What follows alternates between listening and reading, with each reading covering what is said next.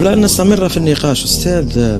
ألاحظ بأنك تسرد هذه الذكريات الصعبة بابتسامة بكل فخر وسرور. ما السر في هذا؟ والله السر أنه تفوقنا على الفخر. الحمد لله. هذا هو يعني السر. يعني هذه معركة صعبة جدا. نعم أكيد والله.